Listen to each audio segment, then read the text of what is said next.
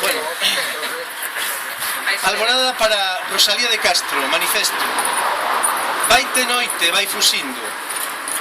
Grande atrevemento é, sen dúbida, que todos os gaiteiros de Galicia saíamos ás encrucilladas, ás prazas, ás rúas, neste 24 de febreiro de 2013.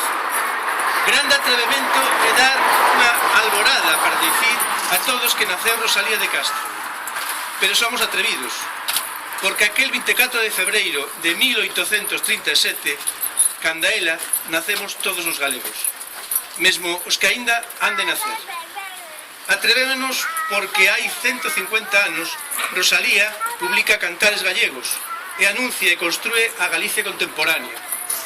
No principio foi o verso, co seu canto, nace o país que somos todos. Puso o maior cuidado en reproducir o espírito do povo, do noso povo.